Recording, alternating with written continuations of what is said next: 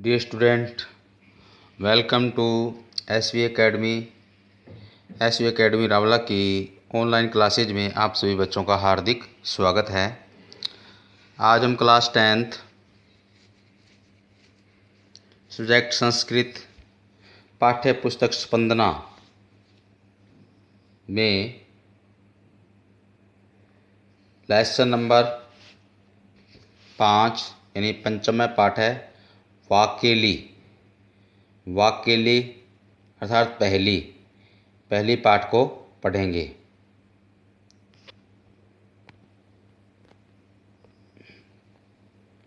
पहले से आप सभी परिचित ही हो।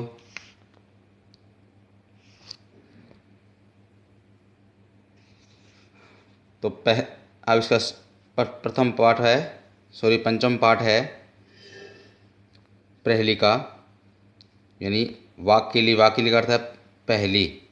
तो प्रहलिका को न जानती यानी पहली को कौन नहीं जानता। कम वा जन्म ना कर्ष्यति मनोविनोदकारिणी प्रहलिका, अथवा मनोविनोद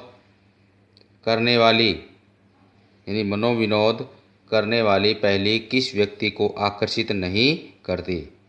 ऐसा खलु मनोरंजन से प्राचीन विधा वर्तते। यह मनोरंजन की प्राचीन विधा है।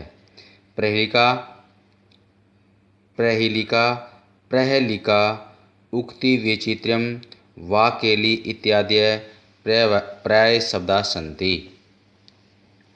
प्रहलिका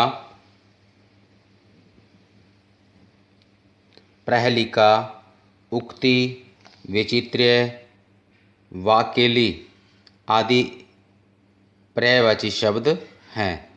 प्रायः विश्व से सर्वासु भाषासु प्रहलिका प्रचलति। प्राय संसार की सभी भाषाओं में पहली चलती है। आंग्ल भाषाया प्रहलिकाया कृते पजल रीडल इत्यादि शब्द प्रयोग प्रसिद्ध है। अंग्रेजी भाषा में पहली के लिए पजल रीडल इत्यादि शब्दों का प्रयोग प्रसिद्ध है। प्रहलिकायाम प्रश्नं भवति। प्रहली में प्रश्न होता है। यस्य उत्तरम श्रोता अन्वेषणीयं भवति, जिसका उत्तर श्रोता द्वारा खोजा जाता है। प्रहलिका द्विविधा भवति। पहली दो प्रकार की होती है, सपदोत्तर प्रहलिका और असपदोत्तर प्रहलिका। एक तो सपदोत्तर पहली और एक असपदोत्तर पहली। सपदोत्तर प्रहलिकायां प्रश्नस्य उत्तरम प्रहलिकायाः पदेषु एवं क्वचित् निहितः भवति। यानी सपदोत्तर प्रहली में पूछे गए प्रश्न का उत्तर पहली के पदों में ही कहीं पर छिपा हुआ होता है। असपदोत्तर प्रहलिकायां तु उत्तरम बहिरेव। सपदोत्तर पहली में उत्तर बाहर ही होता है। न पदेषु निविष्टम, पदों में नहीं। प्रहलिकासु या चमत्कृति दृश्यते सा कदाचित् श्लेष यमक्याद्य अलंकारं माध्यमेन कदाचित् च संधि समासादि माध्यमेन उत्पाद्यते। पहलियों में जो चमत्कार दिखाई देता है वह कभी श्लेष यमक आदि अलंकारों के माध्यम से और कभी संधि समास आदि के माध्यम से उत्पन्न होता है। प्रहलिका न केवल मनोविनोदकारिका अपितु बौद्धिक व्यायाम साधिका सन्ति। पहलियाँ न केवल मनोविनोद करने वाली होती है बल्कि बौद्धिक व्यायाम को करने वाली होती है। इयं शाब्दी क्रीड़ा अपि बौद्धिक क्रीड़ा चापि विद्यते। यह शब्द गत क्रीड़ा भी है और बौद्धिक क्रीड़ा भी है। संस्कृत कवय प्रेलिकाम परम्परम सर्वधिवरन्तः सर्वधितवन्तः। संस्कृत के कवियों ने पहली परंपरा का संवर्धन किया है। अस्मिन् पाठे काश्चन प्रसिद्धा प्रहेलिका विविधेभ्यः ग्रंथेभ्यः समाकृष्य प्रस्तुयन्ते। इस पाठ में कुछ प्रसिद्ध प्रहेलियाँ विभिन्न ग्रंथों से संकलित करके प्रस्तुत की जा रही है। आमज्ञमताम, आगम्यताम, पठ्यताम, आस्वाद्यताम। आइए पढ़ें और आनंद लें। आइए पढ़ें और आनंद लें। अब है वाक्य लिए। वाक्य लिए करता है पहली। कस्तूरी जायते कस्मात् को हन्ति करिणाम कुलम किम कुर्यात् कातरो युधे मृगात सिंह पलायते। यानी इस फर्स्ट पहली का जो आंसर है वो इस पहले के अंदर ही छिपा हुआ है। कस्तूरी जायते कस्मात् है। कस्तूरी तो है सुगंधित जहाँ एक सुगंधित वस्तु विशेष होती है। जो कस्तूरी मृग की नाभि से निकलती है। कस्तूरी जो है मृग की नाभि से निकलती है।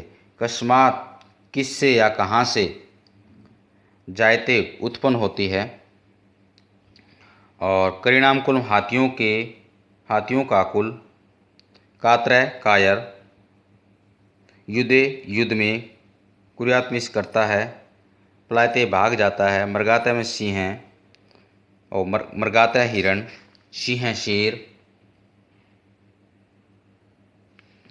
ठीक है। अब इसका हिंदी में सुनो।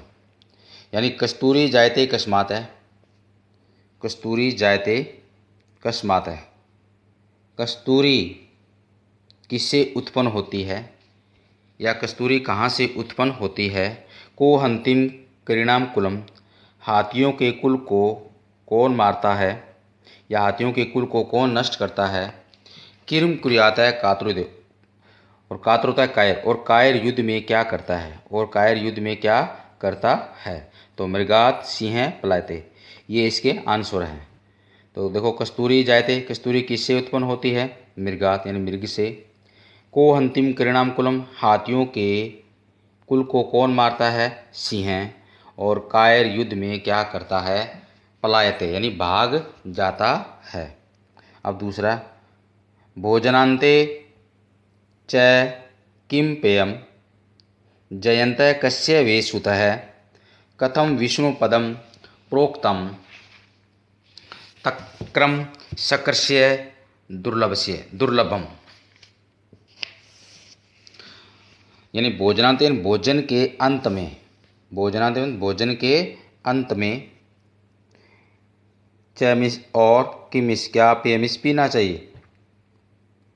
जयंतमिस इंद्र का, कश्यमिस किसका, सूतमिस पुत्र, और विष्णुपद यानी मोक्ष का पद यानी विष्णु का पद, प्रोक्तमिस कहा गया है, और तक्रम होता है छाछ या मट्ठा, छाछ को मट्ठा ही बोलते हैं, और शक्कर से इंद्र का, और दुर्लभम होता है कठिन। दुर्लभम क्या होता है, कठिन। अब इसका हिंदी अनुवाद है। यानी भोजनांते किम च किम, और भोजन के अंत में क्या पीना चाहिए। भोजनांते और भोजन के अंत में क्या पीना चाहिए। जयंत कस्य विष्णुते, और जयंत यानी इंद्र का पुत्र कौन है। इंद्र का पुत्र कौन है, या ये कह सकते हैं जयंत किसका पुत्र है। जयंत किसका पुत्र है। कथम विष्णुपदम प्रोक्तम, विष्णुपद यानी विष्णुपद कैसे प्राप्त होता है। विष्णु का पद कैसे प्राप्त होता है। विष्णु का पद कैसे प्राप्त होता है। तो इसका आंसर इसी पहले में दिए हुए हैं। अब देखो, या विष्णु का पद कैसे कहा गया है। यानी विष्णु का पद कैसे, विष्णु का पद मोक्ष मतलब स्वर्ग जिसको बोलते हैं, विष्णु का पद कैसे कहा गया है। अब भोजनाते चय किम पिएं, और भोजन के अंत में क्या पीना चाहिए, तक्रम यानी छाछ। जयंत कस्य, और जयंत किसका पुत्र है, शक्करस्य इंद्र का। और विष्णु पद कैसा कहा गया है, विष्णु पद दुर्लभम कहा गया है, मतलब मुश्किल से प्राप्त होने वाला कहा गया है, यानी मोक्ष बड़ी मुश्किल से प्राप्त होता है। तो पहला एक बार दोबारा सुन लो, पहला और दूसरा। यानी कस्तूरी किससे उत्पन्न होती है, मृगात मृग से। और हाथियों के कुल को कौन नष्ट करता है, सिंह। और कायर युद्ध में क्या करता है, पलायते मतलब भाग जाता है। और भोजन के अंत में क्या पीना चाहिए, तक्रम यानी छाछ या मठा। और जयंत किसका पुत्र है, शक्करस्य यानी इंद्र का। और विष्णु पद कैसा कहा गया है, विष्णु पद दुर्लभम कहा गया है, मतलब बड़ी मुश्किलता से मिलता है। अब है रवे कवे किम समर्श्य सारम। रवे, रवि होता है सूर्य, कवे में कवि,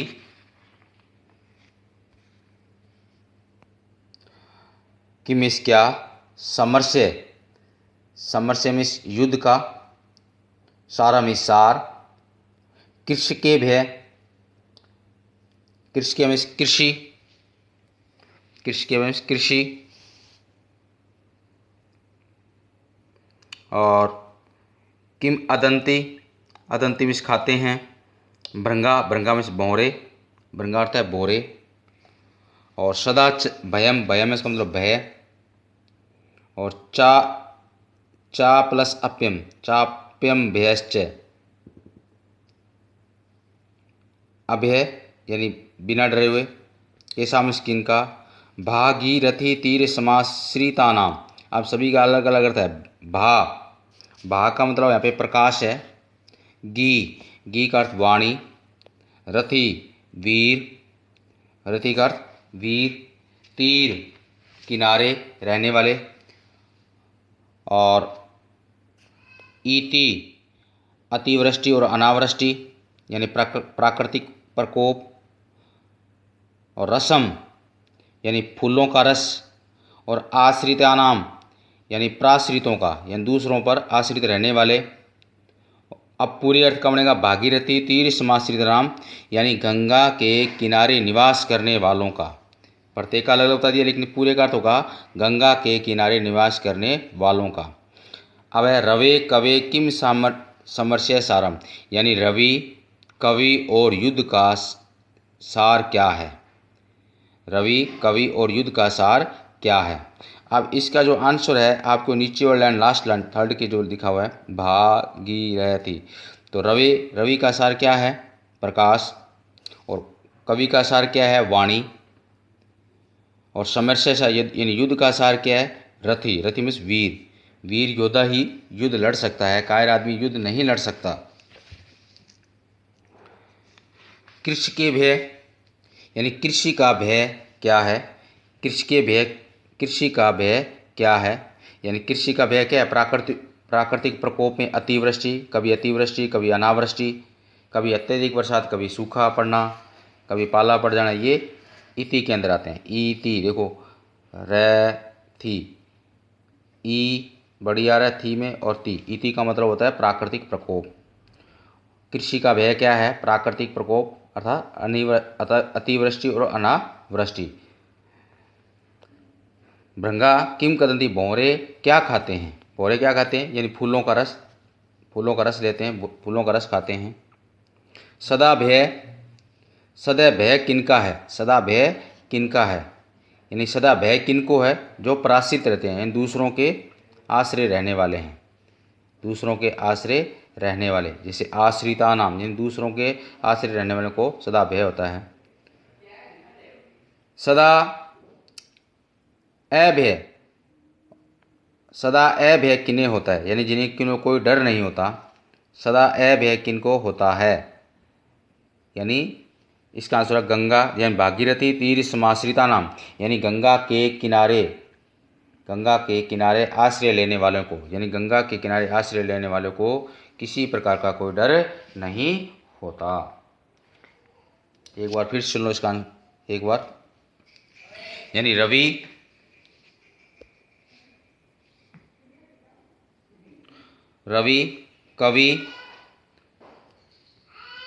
कवि और युद्ध का सार क्या है, कृषि को भय क्या है, भंवरे क्या खाते हैं, सदा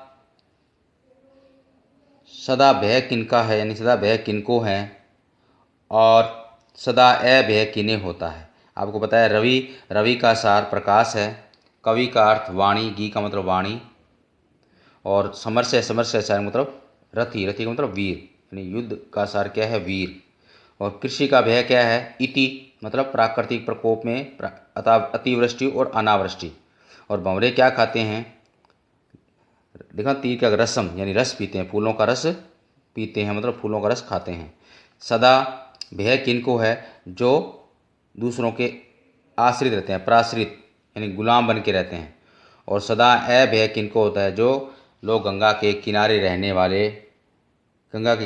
वाले आश्रय लेने वालों को कभी भी किसी प्रकार का भय नहीं होता। अब चौथा देखो, सीमिंतसु का शांता, इसका आंसर इस पहली में छिपा हुआ है। सीमिंतसु स्त्रियों में या औरतों में, शांता में शांत, स्त्रियों में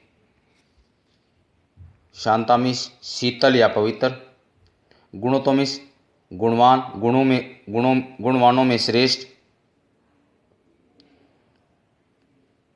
और वंद्या यानी वंदनीय, और अत्रयोक्तम यानी इसी श्लोक में कहा गया है, अत्रयोक्तम इसी श्लोक में कहा गया है, बुध्यते ज्ञात होता है, इसी श्लोक में कहा गया है और परंतु ज्ञात नहीं होता है। अब देखो, इस सीमंतसु का शांता यानी स्त्रियों में शांत कौन है, यानी औरतों में शांत कौन है।